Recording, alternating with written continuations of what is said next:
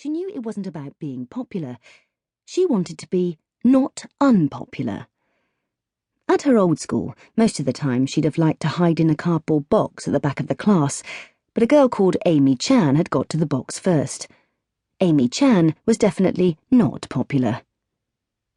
Nat had found it hard to make friends, and she mostly blamed Dad. He was always embarrassing her.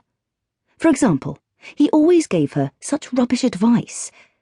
At primary school, he kept telling her to join in a bit more. One day her classmates were talking about their imaginary friends.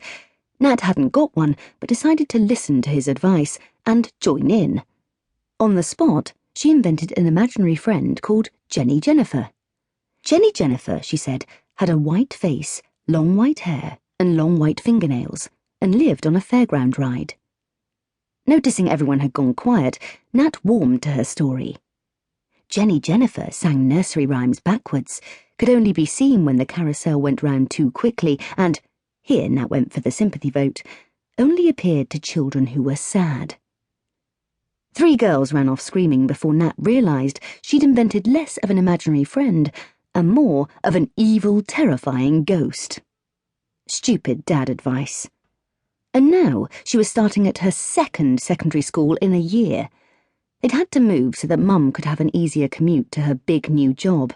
Even this was Dad's fault, really. If he had a proper job like other dads, they could have stayed put. Nat hadn't made any friends at her last school, but to be fair, she'd only been there a few months, and anyway, she was sure she had been just about to.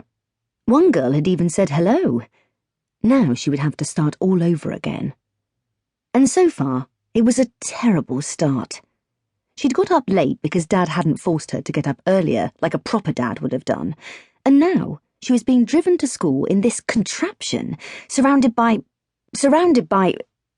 Hang on, she thought. What is all this junk I'm surrounded by?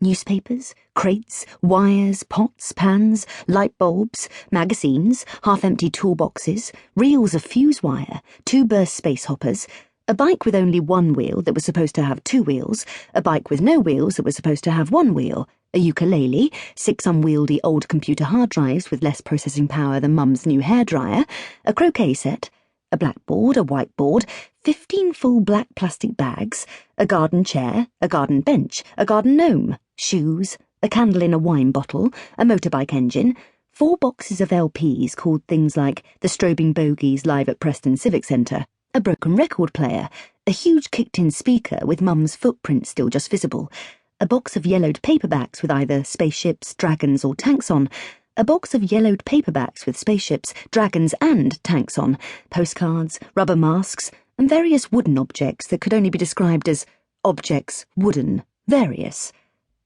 Nathalia hated the van, and she hated gobbling her breakfast cereal at the little table in the back of the van due to them being late.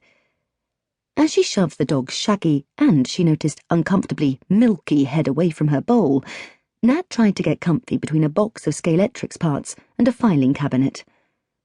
She stared at her reflection in the grimy window, suddenly wishing she had a lemony-scented window cloth. This van really was disgusting. Her large brown eyes stared back at her. Brown eyes? She sighed. Who has blonde hair and brown eyes? People always made a fuss about it. Grannies and calves were the worst for fussing. Ugh, getting kissed by whiskery old women. I'll get a rash from all the bristles, she thought. That was Dad's fault too. They were his eyes. Hold tight, said Dad, just after he braked violently. He'd spotted someone he knew. Even though they'd only moved here 5 minutes ago, he already knew everyone. Nathalia sighed as she dragged herself back out from where she was thrown under the table.